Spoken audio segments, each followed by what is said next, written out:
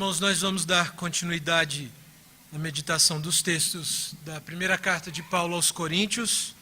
Hoje o nosso texto é o capítulo 7. Nós vamos ler a partir do versículo 25 até o final da passagem. Primeira carta de Paulo aos Coríntios, capítulo 7, verso 25 até o verso de número 40.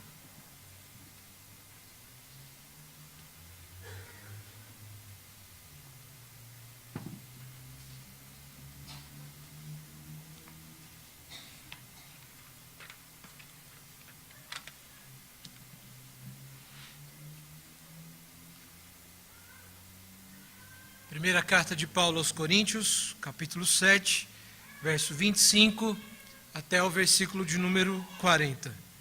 Diz assim a passagem: com respeito às virgens, não tenho mandamento do Senhor, porém dou minha opinião, como tendo recebido do Senhor a misericórdia de ser fiel. Considero, por causa da angustiosa situação presente, ser bom para o homem permanecer assim como está. Estás casado? Não procures separar-te. Estás livre de mulher? Não procures casamento. Mas, se te casares, com isto não pecas. E também, se a virgem se casar, por isso não peca. Ainda assim, tais pessoas sofrerão angústia na carne, e eu quisera poupar-vos. Isto, porém, vos digo, irmãos, o tempo se abrevia, o que resta é que não só os casados sejam como se não fossem, mas também os que choram, como se não chorassem, e os que se alegram, como se não se alegrassem, e os que compram, como se nada possuíssem, e os que se utilizam do mundo, como se dele não usassem, porque a aparência deste mundo passa. O que realmente eu quero é que estejais livres de preocupações. Quem não é casado cuida das coisas do Senhor, de como agradar ao Senhor. Mas o que se casou cuida das coisas do mundo, de como agradar a esposa. E assim está dividido também, Também a mulher, tanto a viúva como a virgem, cuida das coisas do Senhor para ser santa, assim no seu corpo como no espírito. A que se casou, porém, se preocupa com as coisas do mundo, de como agradar ao marido. Digo isto em favor dos vossos próprios interesses, não que eu pretenda enredar-vos, mas somente para o que é decoroso e vos facilite o consagrar-vos desimpedidamente ao Senhor. Entretanto, se alguém julga que trata sem decoro a sua filha, estando já a passar-lhe a flor da idade e as circunstâncias o exigem, faça o que quiser. Não peca, que se casem. Todavia, o que está firme em seu coração, não tendo necessidade, mas domínio sobre o seu próprio arbítrio, e isto bem firmado no seu ânimo, para conservar virgem a sua filha, bem fará. E assim, quem casa a sua filha virgem, faz bem. Quem não a casa, faz melhor. A mulher está ligada enquanto vive o marido. Contudo, se falecer o marido, fica livre para casar com quem quiser, mas somente no Senhor. Todavia, será mais feliz se permanecer viúva, segundo a minha opinião. E penso que também eu tenho o Espírito de Deus. Vamos orar, pedindo ao Senhor que nos abençoe e nos dê direção, para que possamos, pela sua graça e misericórdia, compreendermos a passagem que lemos nessa noite. Oremos. Senhor nosso Deus, nosso Pai, nós bendizemos ao seu santo nome, rendemos graças a Ti pelo seu cuidado e amor. E neste momento, ó Deus, nos colocamos diante do Senhor, clamando pela sua graça e pela sua misericórdia sobre nós, nos dando assim a compreensão desta passagem.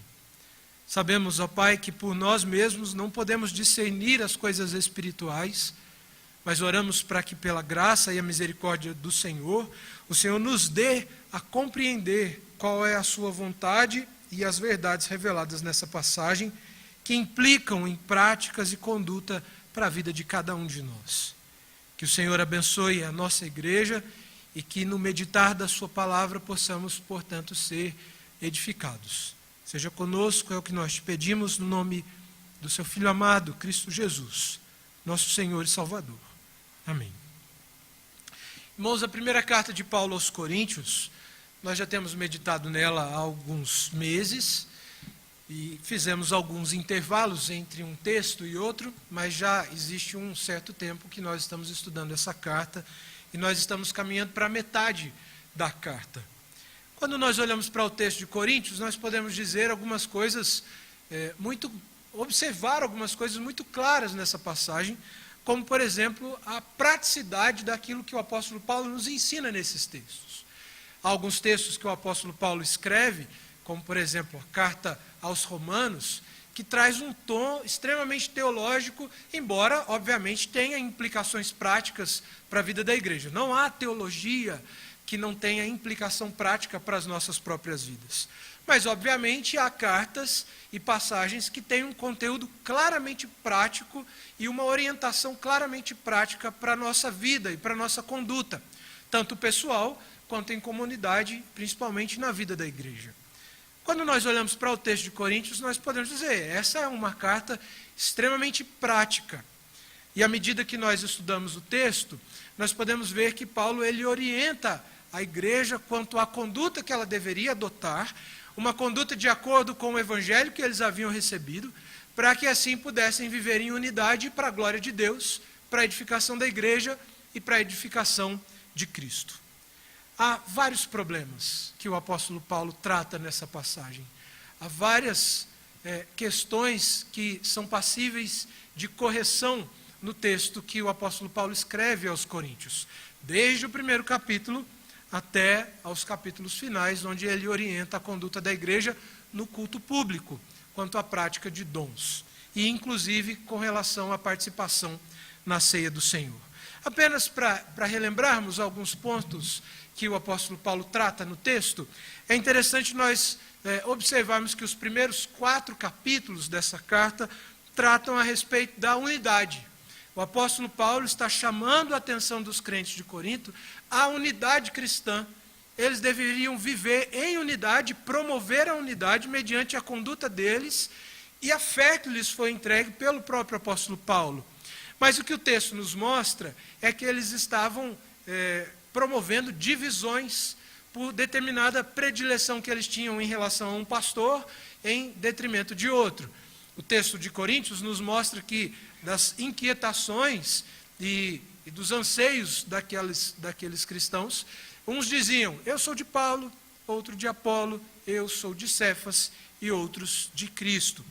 Mas o apóstolo Paulo vai nos mostrar que todo tipo de facção é abominável pelo próprio Cristo Jesus e que, portanto, sustentar as divisões e as facções dentro da igreja não é apenas reprovável, mas condenável.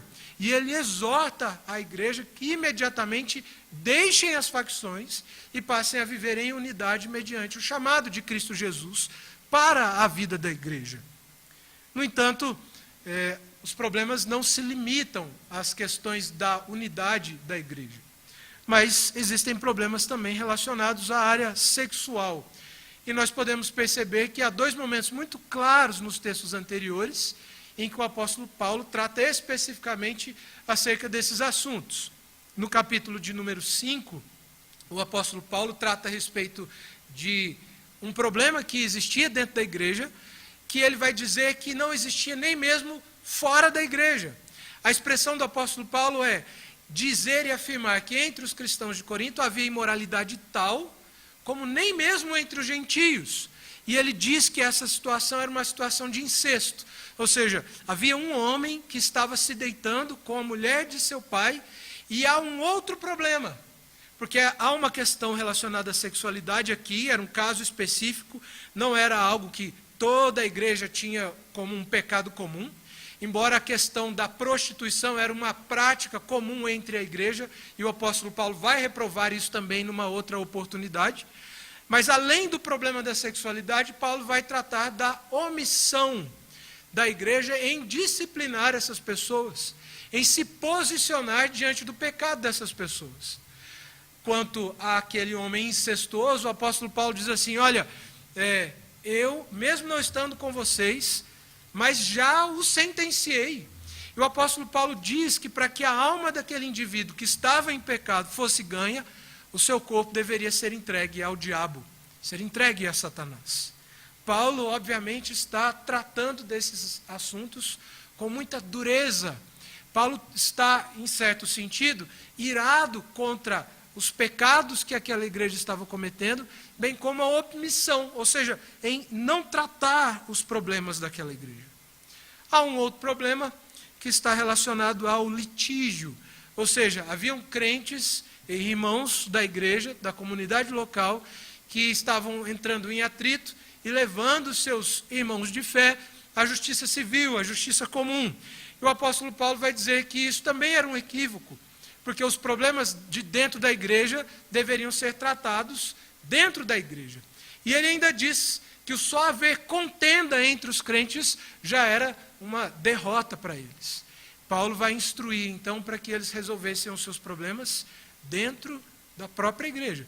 Ele chama os crentes de Corinto, nos primeiros capítulos, à unidade, e depois ele vai dizer, bom, só existir contendas no meio de vós já é derrota, mas tendo em vista que esses problemas eles existem, tratem no meio de vocês. E ele vai então exortar os crentes de Corinto para que não levassem as suas causas à justiça civil. Mas há um outro aspecto, onde mais uma vez o apóstolo Paulo trata a respeito da glória que a igreja deve dar a Cristo, e ele mostra que devemos, portanto, gloriar a Deus com o nosso corpo. E é nesse momento em que ele trata com relação à prostituição que havia entre os crentes de Corinto. Naquela oportunidade, irmãos, quando tivemos a oportunidade de estudar a passagem onde ele trata claramente a respeito desse assunto, nós podemos perceber que Paulo ali ele não está condenando apenas a prostituição em si, mas ele condena todo tipo de imoralidade sexual. E isso ele vai instruir agora também no capítulo 7, quando ele fala a respeito de casamento e da vida conjugal. O capítulo de número 7, ele é um desafio para nós. É um desafio para a conduta e é um desafio também para a própria interpretação. É um texto difícil, assim como vários textos dentro da carta que Paulo escreve aos Coríntios, onde trazem implicações e afirmações um tanto quanto difíceis de nós entendermos. Mas é muito importante, portanto, que para não cometermos equívocos na interpretação dessa passagem, a gente entenda muito bem o que Paulo está combatendo e a quem Paulo se dirige, a quem Paulo escreve a carta. Algo que nós sabemos a respeito dessas pessoas é que elas eram crentes. E isso o texto da Bíblia nos mostra. Apesar de não parecerem crentes, porque o próprio apóstolo Paulo vai dizer isso, dizendo que embora eles fossem crentes em Cristo Jesus, eles se portavam como carnais, ou seja, como quem tem a aparência de carne. Então eles haviam ouvido o Evangelho, eles eram crentes em Cristo em Jesus, muito embora não parecessem, por causa dos seus frutos e a conduta deles, mas eles estavam também inseridos num contexto de extremo paganismo. E é muito importante, portanto, que a gente entenda a própria cultura na qual os coríntios estavam inseridos, para que a gente possa entender o que Paulo está querendo dizer aqui nessa passagem, quando ele trata a respeito da vida conjugal ou de princípios bíblicos para o casamento. Se a gente pode dar um tema para essa passagem, acredito que este seja um tema oportuno, princípios bíblicos para o casamento. O que a Bíblia nos ensina a respeito da vida matrimonial e o que a Bíblia nos ensina a respeito do relacionamento de marido e mulher, e inclusive o que a Bíblia nos ensina a respeito do celibato.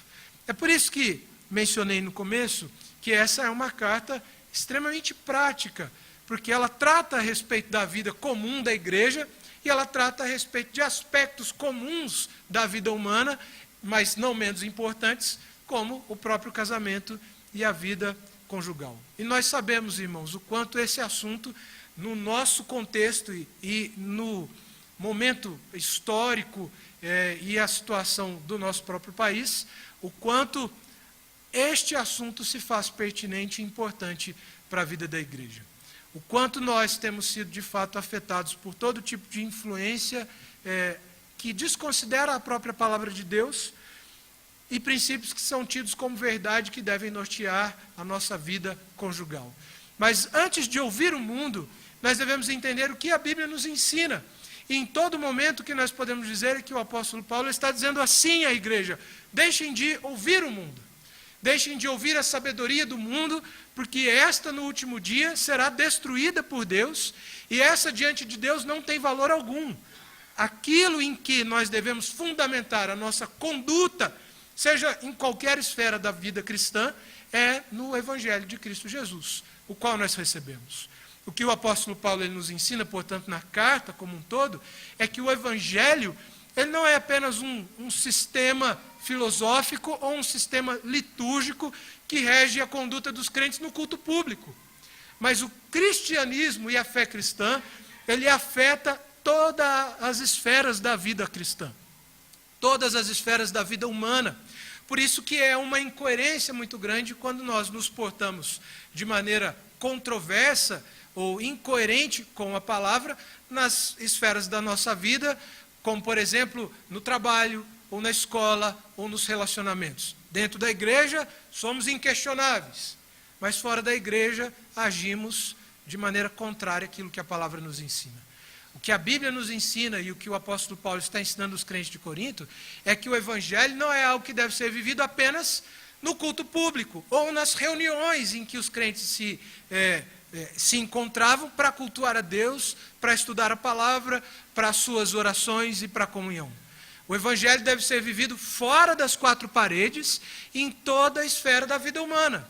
Portanto, não há uma área da vida sequer onde nós não devamos viver de acordo com a palavra de Deus. A nossa perspectiva a respeito da vida como um todo deve ser cristã, deve ser bíblica. E isso não é diferente quando nós tratamos a respeito da vida conjugal e a respeito do casamento. Até o verso 24 do capítulo 7, obviamente nós já vimos muitas coisas a respeito do casamento e implicações muito práticas. Mas antes de entrarmos no verso 25 e estudarmos a passagem, eu gostaria de considerar com os irmãos 3 aspectos da cultura na qual a igreja de Corinto estava inserida e que é extremamente importante para que a gente compreenda aquilo que Paulo está dizendo e aquilo que Paulo está repreendendo no que diz respeito à conduta e à prática dos cristãos de Corinto. A primeira coisa é entendermos que havia uma influência da filosofia grega muito grande na vida dos cristãos de Corinto por conta do contexto onde eles estavam inseridos. Essa filosofia platônica que apresentava uma espécie de dualismo, de uma dupla realidade, influenciava diretamente a própria conduta e inclusive a teologia dos crentes de Corinto. Essa perspectiva filosófica dizia que o que era mais importante era o campo das ideias em detrimento daquilo que é material. Porque aquilo que é material não reflete a realidade das coisas no campo das ideias ou no campo das coisas ideais. Portanto, tudo aquilo que era material naquele contexto de filosofia grega era, em certo sentido, impuro, não tinha valor. Era por isso, por exemplo, que os cristãos de Corinto tinham dificuldade com uma vida de santidade na área sexual. Porque para eles pouco importava aquilo que você fazia com o próprio corpo, porque a matéria, ela é má. A matéria pouco importa. O que importa é a sua alma, é o seu espírito, são as ideias, aquilo que você entende, é o conhecimento que você adquire. As coisas importantes, elas estão numa esfera do espiritual, porque aquilo que é material é imperfeito e é impuro. Obviamente que essa perspectiva ela trouxe implicações muito sérias para a vida da igreja de Corinto, com relação à própria sexualidade, com relação ao casamento, inclusive com relação aos alimentos. E nós podemos perceber que o apóstolo Paulo, em todo momento, ele vai dizer que, portanto, nós devemos glorificar a Deus também com o nosso corpo. Porque o corpo, à semelhança da ressurreição de Cristo, será também ressuscitado no último dia. Então, aquela frase que talvez muitos de nós já tenhamos ouvido, por exemplo, em ofícios fúnebres, quando aqueles que dirigem tais cerimônias dizem assim: não, aqui está apenas o corpo. Isso é a parte inferior, o que importa é o espírito e ele já está com Deus. Isso reflete essa influência da perspectiva grega, da filosofia grega platônica na vida da igreja, inclusive nos nossos próprios dias. Essa ideia de que o corpo ele não tem dignidade em si. No entanto, nós podemos dizer que o corpo também será no último dia glorificado à semelhança do corpo de Cristo na sua própria ressurreição. Mas, obviamente, que essa perspectiva filosófica trazia implicações, inclusive, para as crenças dos crentes de Corinto com relação à própria encarnação de Cristo Jesus. Então, duvidavam de que Cristo fosse, de fato, um homem, como nós defendemos, homem encarnado, 100% homem, tendo, inclusive, certas necessidades que nós temos. Eles diziam que Cristo tinha apenas aparência de homem, e, obviamente, que eles questionariam também não apenas a ressurreição de Cristo, bem como a ressurreição dos crentes e dos santos nos últimos dias. Já que o corpo pouco importa, porque o corpo seria ressuscitado no último dia. Paulo vai dizer que isso, portanto, é uma heresia e ele vai combater isso no meio da igreja. Mas há também um contexto de perseguição. As perseguições aos crentes e à igreja nesse período, ela já estava presente, os crentes já sofriam as perseguições, tanto do Império Romano quanto dos judeus. E às vezes dos judeus instigando Roma com relação aos cristãos, quando esses diziam aos imperadores que o cristianismo afirmava que César não era Deus e que, portanto, eles deveriam sofrer as justas punições por isso. Naquele contexto, o imperador era tido como Deus sobre todos. E eles até não se importavam que houvessem outras religiões e nessas religiões seus adeptos cultuassem outros deuses. No entanto, eles não admitiam que se dissesse que César, ou imperador, não fosse Deus. Os judeus, portanto, de maneira extremamente maliciosa e sagaz, em certa medida, instigavam o império contra os próprios cristãos. Então, se não era perseguição por parte dos judeus, era perseguição por parte dos romanos. E, portanto, os crentes já viviam uma vida de certo sofrimento e perseguição contra eles por causa da fé cristã. Mas também nós podemos dizer que esse era um ambiente de extrema impureza e imoralidade. Há quem diga que, inclusive, naquele contexto, se você dissesse que um determinado indivíduo fosse um coríntio, ele era alguém corrupto e alguém que também se dedicava à corrupção, a corromper os outros. Portanto, chamar alguém de coríntio naquele contexto era uma extrema ofensa. Para alguns, chamar de corintiano é uma ofensa muito grande também, né? Mas nós podemos entender que era um contexto de grande impureza no meio da igreja naquele contexto, e os cristãos de Corinto, eles estavam extremamente influenciados pelo contexto no qual eles estavam inseridos. Então, é a partir de toda essa situação, e, obviamente, de cartas que o próprio apóstolo Paulo recebe por parte dos crentes de Corinto, nós podemos ver isso no primeiro versículo do capítulo 7, quando ele diz assim: quanto ao que me escrevestes. Então, Paulo ele vai, no texto do capítulo 7, dar respostas às inquietações dos crentes de Corinto com relação à conduta cristã na vida sexual, no relacionamento conjugal e também com relação ao celibato. Obviamente que tudo aquilo que o apóstolo Paulo vai nos dizer agora tem implicações não apenas para os crentes daquela época, mas também para nós, crentes em Cristo Jesus, a quem recebeu o Evangelho e de quem é exigido viver em conformidade com o Evangelho que nós recebemos.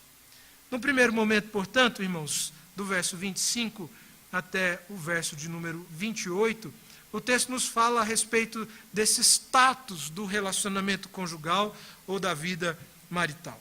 Num primeiro momento, obviamente, o texto nos causa uma certa estranheza, porque a passagem diz assim: com respeito às virgens, não tem mandamento do Senhor, porém dou minha opinião, como tendo recebido do Senhor a misericórdia de ser fiel. Paulo está dizendo aqui que não havia uma orientação direta por parte de Deus, nem pelos apóstolos que o antecederam, nem mesmo pelos profetas do Antigo Testamento com relação a esse tipo de orientação. Não que a palavra omita qualquer questão acerca desses assuntos, mas ele não tem uma palavra direta do próprio Cristo com relação a essa conduta que ele vai nortear aqui. Não há uma legislação a respeito desses assuntos. E, em certo sentido, Paulo vai orientar os crentes para que eles tomem uma atitude que esteja em conformidade com a palavra de Deus. No entanto, ele não está dizendo assim, faça isso, ou não faça isso. Faça aquilo e não faça aquilo outro. Com relação às virgens, ele não diz, por exemplo, não se casem, ou se casem. Mas ele considera a situação e ele orienta, então, de acordo com a palavra de Deus. E ele faz isso de acordo com a sua autoridade. Obviamente, Paulo, já tendo defendido a autoridade apostólica que lhe foi dada pelo próprio Cristo, ele fala agora como apóstolo, como quem tem, de fato, a autoridade apostólica. E o que ele vai dizer a partir do verso 26 é assim: considero, por causa da angustiosa situação presente, ser bom para o homem permanecer assim como está. Estás casado, não procures separar-te. Estás livre de mulher, não procures casamento. Mas te casares, com isso não pecas. E também se a virgem se casar, por isso não peca. Ainda assim, tais pessoas sofrerão angústia na carne. E eu queria poupar-vos. O que o apóstolo Paulo está dizendo aqui é que provavelmente havia uma situação de crise entre os crentes de Corinto, e nessa situação de crise o que ele vai dizer é que o melhor é que o homem ou a mulher permaneça no estado em que está. Ele já trata disso nos versos anteriores, mostrando que em tempos de crise, por exemplo, é melhor que o homem não se case, porque numa situação onde for necessário, por exemplo, uma fuga, é muito mais fácil ele fugir sozinho do que, obviamente, acompanhado. O que ele está dizendo é, não que é errado se casar, ou que seja errado se manter, ou se manter no celibato, ou se manter virgem. Ele apenas considera a situação diante de momentos de crise.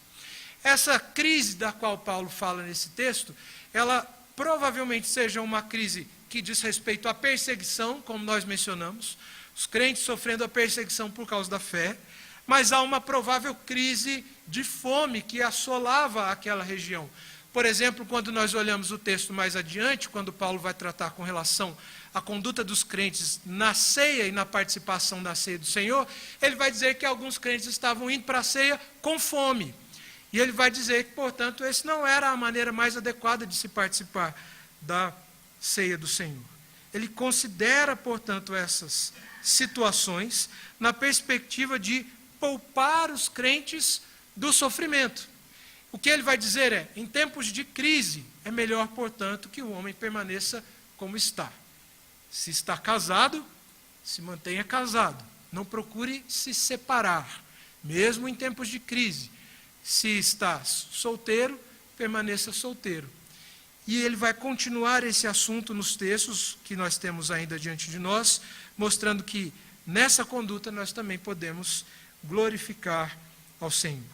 A partir do verso 29, então, até o verso 31, ele nos mostra uma série de dificuldades. Ele diz, isso porém vos digo, irmãos, o tempo se abrevia, o que resta é que não só os casados sejam como se o não fossem, mas também os que choram como se não chorassem, e os que se alegram como se não se alegrassem, e os que compram como se nada possuíssem, e os que se utilizam do mundo como se dele não usassem, porque a aparência deste mundo passa. O princípio da passagem completa o raciocínio do texto anterior, onde o apóstolo Paulo vai mostrar que, diante da crise, ou diante das perseguições, ou da crise fosse de fome que assolava o país, ou financeira, ele apresenta uma perspectiva de tempo agora aos crentes de Corinto, dizendo que o tempo se abrevia.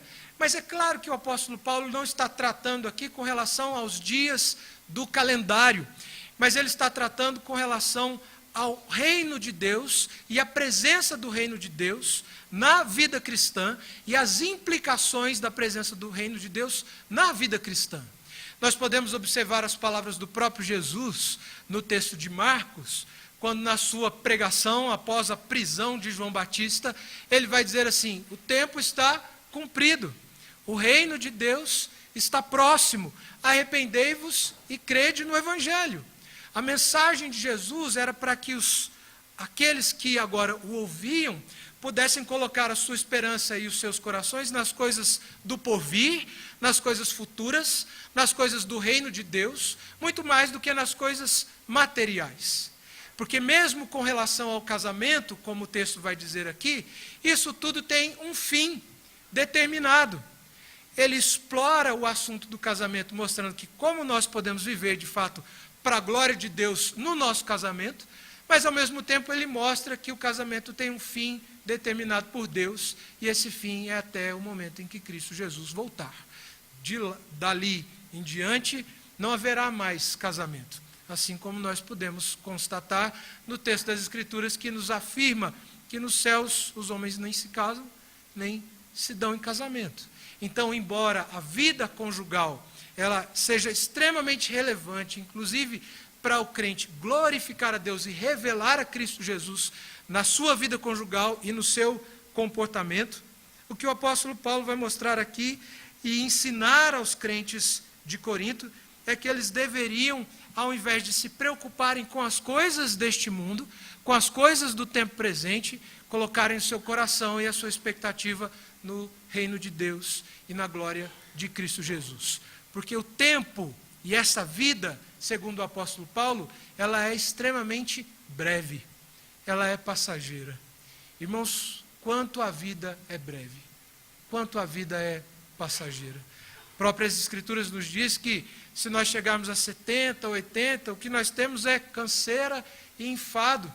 E quando nós olhamos para trás e observamos tudo aquilo que nós vivemos, nós podemos dizer, como essas coisas passaram tão rápido? Eu vivo aí a ansiedade pelo nascimento do meu filho, mas eu tenho certeza que quando ele tiver 5 anos de idade ou mais, vou dizer assim, nossa, parece que foi ontem que essa criança nasceu, quanta coisa nós já vivemos juntos, quantas coisas nós já vivemos juntos com o nosso cônjuge, quantas coisas já vivemos no casamento, quantas dificuldades nós já superamos, quantos problemas nós já enfrentamos, e essas coisas passaram.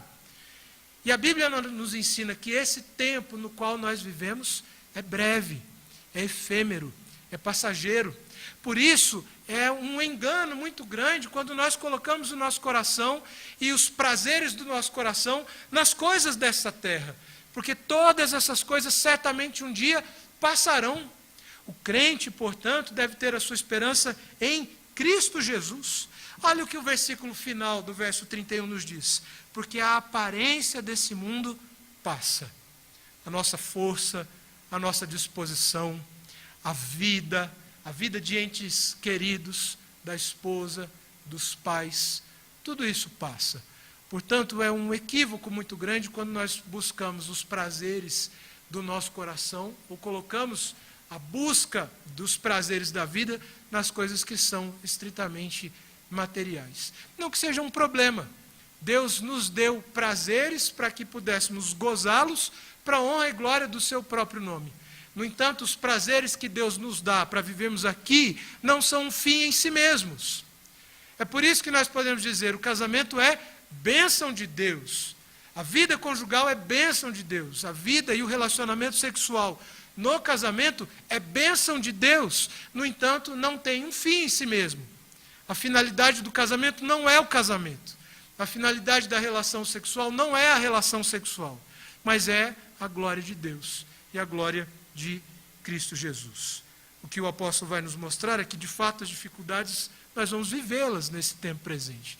No entanto, a nossa expectativa e a ansiedade do nosso coração não deve ser com relação às recompensas que temos nesta terra, mas com relação às bênçãos futuras que estão reservadas para nós em Cristo Jesus.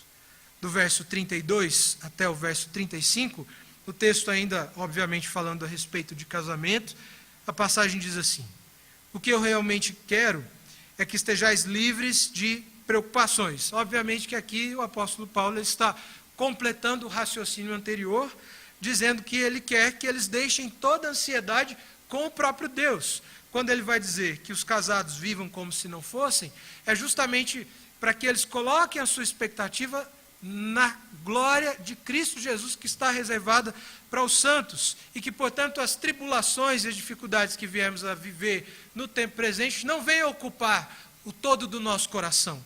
E ele por isso diz que ele quer que os crentes de Corinto estejam livres de preocupações, ou seja, deixem toda a ansiedade com o próprio Senhor. E ele continua: quem não é casado, cuida das coisas do Senhor, de como agradar ao Senhor. Mas o que se casou, cuida das coisas do mundo, de como agradar a esposa, e assim está dividido. Também a mulher, tanto a viúva como a virgem, cuida das coisas do Senhor, para ser santa, no corpo como no espírito. A que se casou, porém, se preocupa com as coisas do mundo, de como agradar o marido. Digo isto em favor dos vossos próprios interesses, não que eu pretenda enredar-vos, mas somente para o que é decoroso e vos facilite o consagrar-vos desimpedidamente ao Senhor. O texto nos mostra aqui justamente duas situações que vivem aqueles que são solteiros e aqueles que são casados.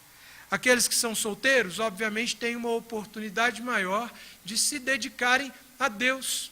Se você quer viver integralmente a sua vida para Deus, se você quer trabalhar com missões, ser um missionário, e você não quer ter qualquer empecilhos, ou se você quer dedicar todo o seu tempo a Deus, o que o apóstolo Paulo está dizendo, então que é melhor que não se case. Ele não está combatendo o princípio de Gênesis, quando Deus cria o homem ou a mulher para o homem e então institui o casamento. No entanto, ele está dizendo, se você quer viver integralmente para Deus, sem qualquer outra preocupação, não se case. Mas ele vai dizer, tanto quanto ao homem, quanto em relação à mulher, que o homem, bem como a mulher, que se casam, cuidam das coisas do mundo e devem se preocupar e dar conta de sua esposa, bem como de seu marido. Eu acho muito interessante a palavra mundo nesse texto, porque vem da expressão grega cosmos, que da onde vem o nosso termo cosméticos. E é interessante que alguns comentaristas vão dizer que justamente quando o apóstolo Paulo está dizendo assim, que o homem, bem como a mulher, devem cuidar das coisas do mundo, ele está dizendo que o homem e a mulher devem cuidar da sua própria aparência, para que assim possam viver um relacionamento conjugal também para a glória de Deus. É por isso que é um equívoco muito grande quando o homem e a mulher, quando se casam, se descuidam da sua própria aparência. É muito importante também para o próprio casamento que haja zelo, tanto da mulher quanto do homem, em cuidar da sua própria aparência. É importante que a mulher se cuide, é importante, portanto, que o homem se cuide, e isso para que possa agradar a esposa, bem como agradar ao marido. É isso que o texto nos diz. Então, nós devemos entender que aquelas preocupações que nós tínhamos na vida de solteiro, antes de encontrarmos uma namorada ou nos casarmos, elas devem permanecer presentes também na vida conjugal. Essas preocupações, elas não podem fazer parte apenas da vida de solteiro, mas o homem precisa se cuidar para agradar a esposa. E a mulher também, por sua vez, precisa se cuidar para que assim possa agradar ao marido. E o texto vai dizer, tratar a respeito disso com um propósito extremamente glorioso, um propósito que talvez fuja da nossa percepção quando nós pensamos a respeito da nossa própria aparência física. Porque o apóstolo Paulo vai dizer que esse cuidado do marido com relação à esposa e da esposa com relação ao marido, ele visa a consagração a Deus. Portanto, quando cuidamos do nosso próprio corpo, que segundo o apóstolo Paulo é templo do Espírito para agradar a esposa ou para agradar o marido, nós estamos nos consagrando a Deus, nos consagrando ao Senhor. Por isso, irmãos, que é um erro muito grande quando a gente faz esse tipo de dicotomia. Não, o corpo é uma coisa, a vida cristã é outra. A aparência pouco importa, o que importa é a vida de oração. Essas coisas, esses extremos, eles são perigosos e eles podem trazer prejuízos para a nossa vida prática e, obviamente, para a vida conjugal e para o relacionamento conjugal. O marido que se casa com a mulher da sua juventude, aquela que se preocupava com sua aparência para encontrá-lo e se preparava para aquilo, ele, obviamente, que deseja a mesma expectativa também no casamento. Ele tem a mesma expectativa em relação ao casamento, bem como a mulher. Obviamente que aqui nós podemos dizer que quem mais incorre em erro nesse aspecto são os homens, que se descuidam da própria aparência quando se casam, porque talvez já se sintam sem qualquer responsabilidade. Mas a Bíblia vai dizer que, inclusive, isso tem um aspecto de santificação, de consagração, mostrando como é importante.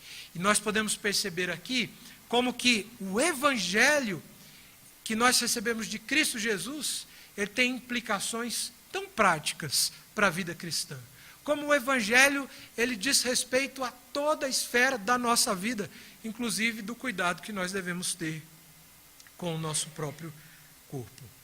Verso 36 até o verso 38 é uma parte dessa passagem que de fato é um pouco mais difícil de se interpretar. Há duas posições com relação a essa passagem. Uma que diz que há um pai que está preservando a virgindade de sua filha, e outro que afirma que a passagem não diz respeito ao relacionamento de pai e filha, mas do noivo e a sua noiva, por conta da expressão do texto original que nos dá essa ideia. Entendo eu, irmãos, que inclusive com base no contexto da passagem, onde está falando justamente a respeito do relacionamento do homem e seu cônjuge ou sua mulher, da mulher e seu marido, entendo que aqui a passagem ela também faça referência, não, embora na nossa tradução esteja a expressão filha, a expressão no texto grego, ela significa prometida, e isso com base no texto como um todo, o qual nós estamos estudando, nós podemos dizer que aqui diz respeito ao relacionamento do noivo e a sua noiva. O texto assim o diz: entretanto, se alguém julga, a partir do verso 36, entretanto, se alguém julga que trata sem decoro a sua filha, estando já a passar-lhe a flor da idade, e as circunstâncias o exigem, faça o que quiser, não peca, que se casem. Todavia, o que está firme em seu coração, não tendo necessidade mais domínio sobre o seu próprio arbítrio, isto bem firmado no seu ânimo, para conservar virgem a sua filha, bem fará. E assim, quem casa a sua filha virgem, faz bem. Quem não a casa, faz melhor. E aqui o apóstolo Paulo está considerando, obviamente, duas situações. Ele considera a situação de crise na qual os cristãos de Corinto estão inseridos, e ele entende que se há possibilidade de domínio próprio no relacionamento do noivo com a sua noiva, que eles, portanto, tendo domínio sobre si, não se casem, para que então haja um momento mais apropriado para o casamento. Mas ele vai dizer que se for apropriado, portanto, por causa dos desejos do coração e das dificuldades de se manter o celibato, que, portanto, esse se case. E ele diz, se casar, portanto, não peca, porque ele não condena tal prática. Mas nessa passagem o apóstolo Paulo está tratando justamente a respeito disso, da possibilidade de que, havendo a possibilidade de se esperar para contrair matrimônio, caso haja domínio próprio, que, portanto, haja a paciência, tanto do noivo quanto da noiva, de esperarem, portanto, um momento mais propício. Obviamente que aqui o apóstolo Paulo também nos ensina um princípio muito prático para a vida cristã, dizendo que no relacionamento, seja no namoro, seja no noivado, há certas restrições. Obviamente que aqui o texto está falando sobre a vida sexual, o relacionamento sexual. O apóstolo Paulo entende a partir dos princípios que o próprio Jesus nos ensinou, bem como os textos do Antigo Testamento nos ensinaram, que Deus cria o relacionamento sexual para a glória dele, mas que o relacionamento sexual glorifica a Deus quando ele é vivido dentro do relacionamento matrimonial. Portanto, um homem e sua noiva ou sua namorada, se não há a paciência ou domínio próprio, como o texto diz, para esperarem o momento apropriado para o relacionamento sexual, ele vai dizer, portanto, que se casem. Nisso não há pecado. mas quando fere-se o princípio do relacionamento sexual no casamento, aí há pecado e há reprovação por parte do Senhor. Já dos versos 39 ao 40, o texto nos mostra a respeito da extensão do compromisso no casamento. O texto nos fala, portanto, da abrangência do compromisso, do pacto que é firmado no casamento, na vida conjugal. O texto estabelece um limite para esse relacionamento. E ele diz que esse limite é a morte. O que para nós, irmãos, não deveria ser novidade, porque quando nos casamos e nos comprometemos com Deus e com o cônjuge, das promessas que fazemos é a fidelidade até que a morte nos separe. Se há algo, portanto, que pode legitimamente pôr fim ao relacionamento conjugal, segundo o texto das Escrituras, é a morte. Caso contrário, há uma quebra do pacto e da aliança que firmamos com Deus e também com o nosso cônjuge. E ele orienta, assim, portanto, dizendo que se falecer o marido, a mulher, portanto, fica livre para casar com quem quiser, mas somente no Senhor. Todavia, será mais feliz se permanecer viúva, segundo a minha opinião. E penso que também eu tenho o Espírito de Deus. E o que o apóstolo Paulo está dizendo aqui é, isso não é lei no sentido, ficou viúva, não se case. Mas ele entende que é melhor que a viúva ou a virgem, portanto, segundo a passagem, não se case, principalmente em tempos de crise. Mas ele entende que o casamento nessas condições, portanto, ou então, não é pecado. O que nós podemos entender, irmãos, a respeito dessa passagem? É claro que é uma passagem muito prática e que traz diversas implicações e questões para a vida e para o relacionamento conjugal. Mas se há algo que nós podemos entender a partir desses textos, é que nós podemos, nas nossas vidas, glorificar a Deus, tanto no casamento, quanto na solteirice. Não há um problema em permanecer solteiro e não há um problema em se casar.